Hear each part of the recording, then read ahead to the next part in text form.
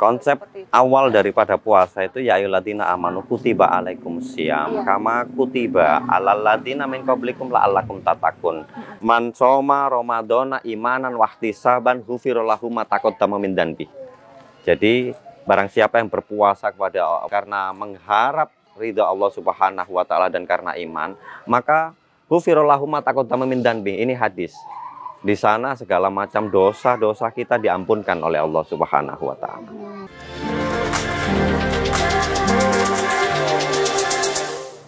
Assalamualaikum warahmatullahi wabarakatuh. Selamat pagi Sobat Humas. Senang sekali saya Ibda Liana dapat menyapa Sobat Humas sekalian di podcast Polda Jatim.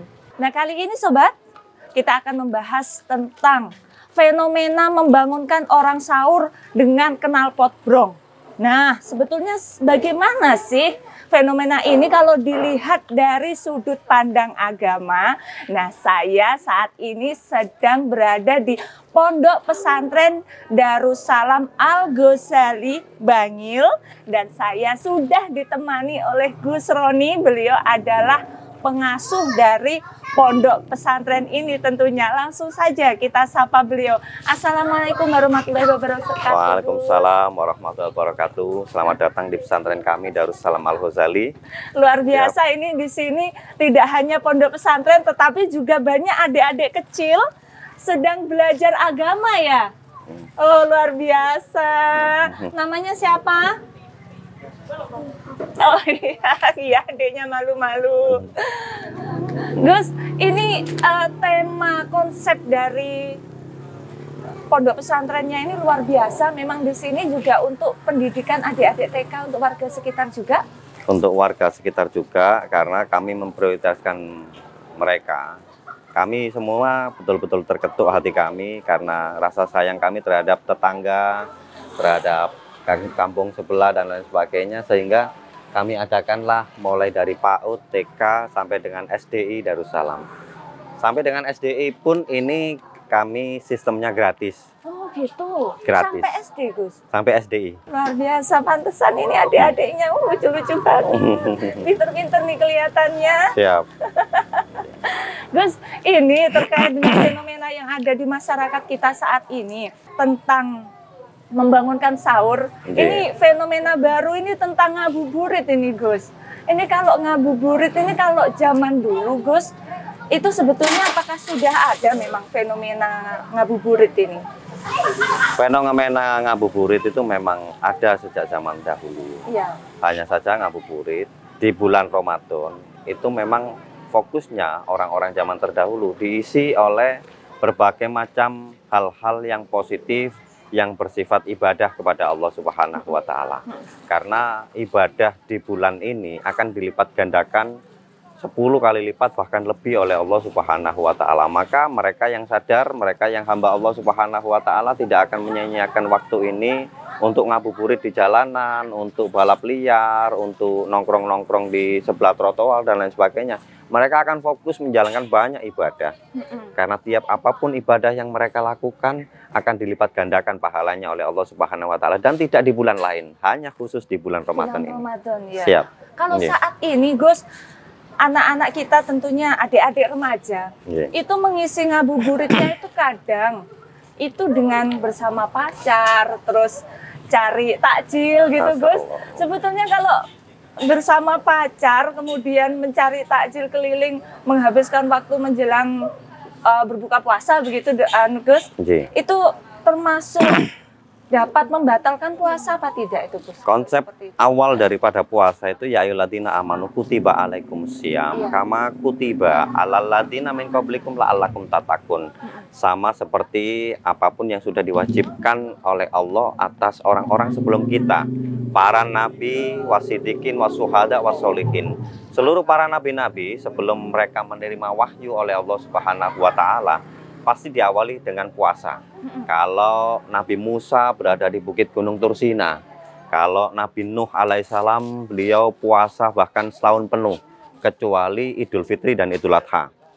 Kalau kita bahas semua nabi ini, semua nabi, Nabi Yusuf berada di sel penjara, sehingga Allah angkat derajat beliau sampai jadi menteri pada saat itu. Nabi Yunus berada di dalam perut ikan paus, puasanya Nabi Allah Ibrahim, puasanya Nabi Daud. Nabi Daud itu setengah tahun puasa, diselang-seling. Sekarang puasa, besok tidak, sekarang puasa, besok batal, seperti itu. Sehingga sampai saat ini jika ada orang yang sekarang puasa, besok enggak, sekarang puasa, dinamakan puasa Daud. Pokoknya seluruh para nabi-nabi, Nabi Yakub berpuasa, Nabi Ismail, Nabi Ishak, bahkan Nabi Ayub saat beliau sakit keras, saat sakit parah dan menderita dan dengan kemelaratan dan lain sebagainya, ada banyak penyakit dalam dirinya, beliau berpuasa sampai kemudian Allah angkat penyakitnya. Artinya apa? Puasa itu penempahan diri yang memang kita fokuskan untuk jiwa raga ini kepada Allah Subhanahu wa Ta'ala.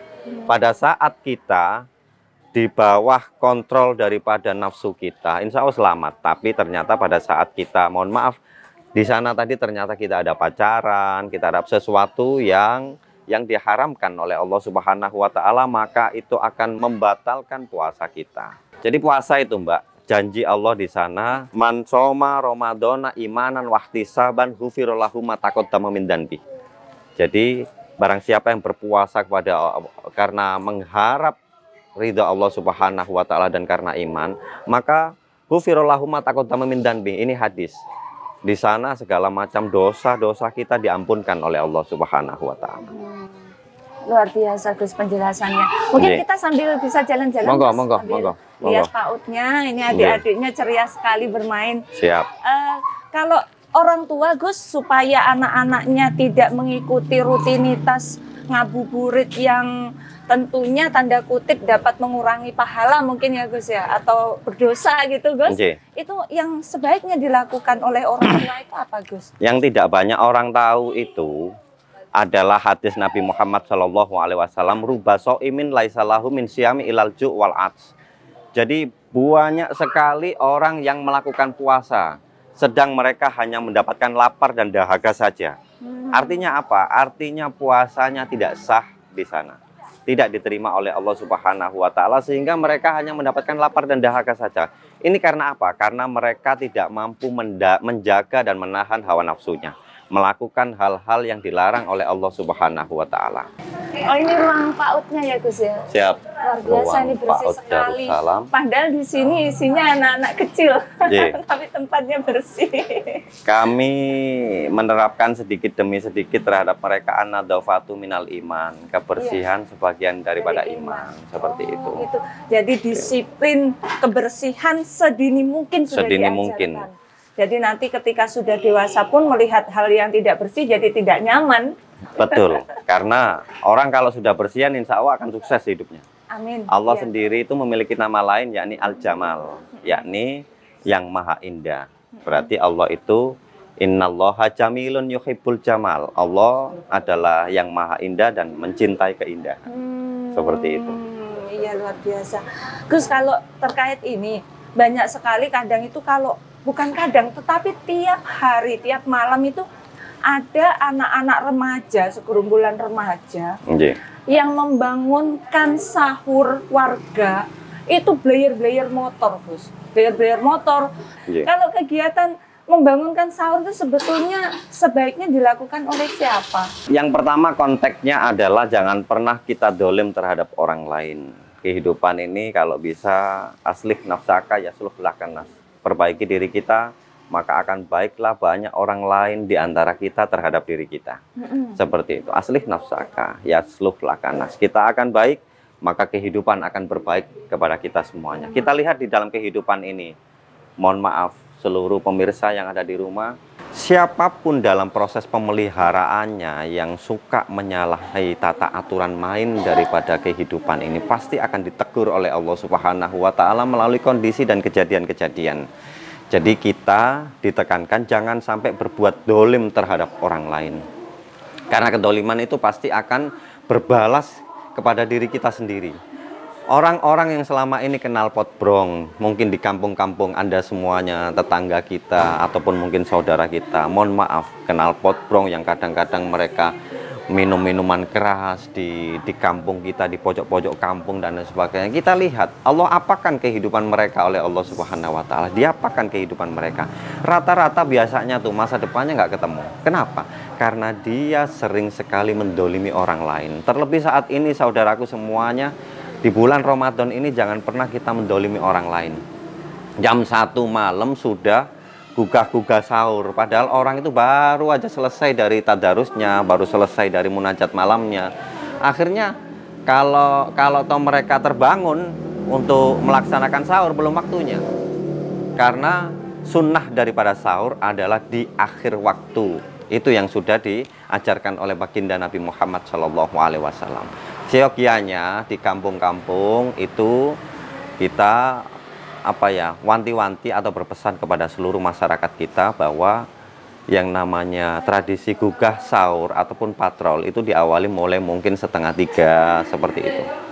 Sehingga kita tidak dolim terhadap orang lain. Pada saat patrol kita, geber-geber knalpot kita, alat musik kita yang ada panci, ada segalanya di sana itu ternyata sampai anak kecil nangis kaget bayi, kita dolim. Ada orang sakit terus ternyata kaget, kita dolim. Ada orang-orang yang betul-betul butuh istirahat, ternyata dalam kepayahannya beliau sampai terbangun dari tidurnya padahal belum waktunya sahur. Pada saat itu kita dolim terhadap semua orang yang kita lewati dengan kondisi patrol itu. Makanya patrol alhamdulillah insya Allah kita dapat pahala, tapi diatur waktunya 2:30 mungkin baru kita jalan di sana, kita mulai seperti itu. Insya Allah pahala akan mengalir deras kepada kita semua, khususnya pada saudara-saudaraku yang melaksanakan patrol siang di malam hari. Dan tentunya dengan cara yang sopan gitu ya Gus ya. Tentunya dengan cara yang sopan. Kalau untuk orang tua Gus, apa yang bisa mereka lakukan supaya anak-anak ini, remajanya terutama, karena kan mayoritas yang ikut melaksanakan patrol itu kan remaja. Itu yang bisa dilakukan orang tua supaya remajanya tidak ikut terlibat dalam kegiatan itu apa Gus? Kalau menyinggung masalah kewajiban orang tua itu banyak. Ada Rasulullah itu pernah mengajarkan hakul walid alal waladihi, kewajiban orang tua terhadap anaknya. Ada ayuh sina ismahu wa adabahu wa yu'alimahul kitaba wa sibaha wa rimaya wa alayarzukahu ila thayyiba wa yuzawijahu ida adrok. Ada yang nomor 2 di sini, wayu alimahul kedaba wasibaha. Yang pertama adalah berikan nama yang baik. Berikan nama yang baik, kewajiban orang tua terhadap anak. Mulai dari apa tadi? Hadisnya wadabahu, diulangi totok kromo, diulangi sopan santun, diulangi akhlak, diulangi gak oleh nakal, seperti itu. Jadi itu kewajiban orang tua semuanya. Kalau pada saat sistem itu jalan yang sudah dirisalahkan oleh Rasulullah itu, maka semuanya anak kita, keluarga kita akan tertata dengan baik, dengan sakinah mawaddah warahmah atas izin Allah Subhanahu wa taala. Seperti itu. Gus, adakah pesan-pesan Gus Roni kepada warga Jawa Timur terkait dengan pelaksanaan ibadah di bulan suci Ramadan ini supaya menjadi sebuah ibadah yang berkah dan juga lingkungan tetap aman, Gus? Kalau pesan-pesan saya, yang penting kita menempa diri di bulan suci ini, karena bulan Ramadan itu dari dulu memang sebuah bulan yang sudah dilegendkan oleh Allah, bahkan sebelum Islam itu terlahir di muka bumi yang dibawakan oleh baginda Nabi Muhammad. Jadi Ramadan itu legend banget. Seluruh para nabi-nabi zaman terdahulu itu suhuf-suhufnya, wahyunya, bahkan keajaiban-keajaiban itu diturunkan oleh Allah di bulan Ramadan. Jangan pernah lupa pula bahwa di bulan Ramadan ini syahrul Ramadan alladzi unzila fihil Qur'an hudal linnasi wa bayyinatin minal huda wal furqan. Allah turunkan Al-Qur'an di bulan Ramadan. Bahkan Lailatul Qadar. Lailatul Qadar itu diturunkan oleh Allah di bulan Ramadan. Semuanya keajaiban-keajaiban dari Allah itu akan bisa kita raih saat kita itu tadi melaksanakan ibadah puasa atau qiyamul lail dengan imanan, dengan iman, wahtisaban, dan mengharap ridho Allah Subhanahu wa Ta'ala.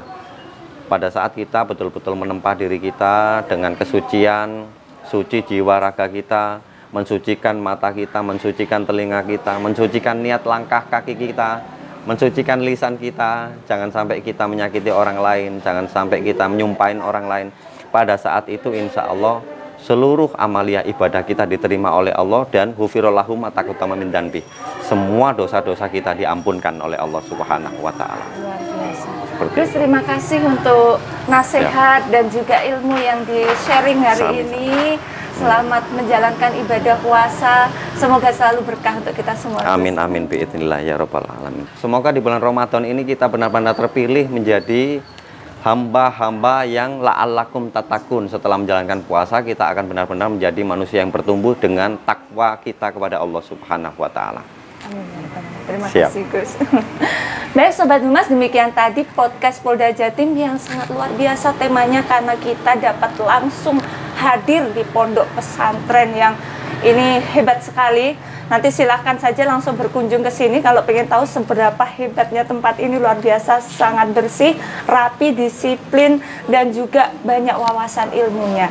Dan jangan lupa untuk selalu like dan subscribe setiap video kita, karena akan ada episode podcast Polda Jatim berikutnya yang tak kalah luar biasa. Terima kasih, selamat menjalankan ibadah puasa. Wassalamualaikum warahmatullahi wabarakatuh. Waalaikumsalam warahmatullahi wabarakatuh.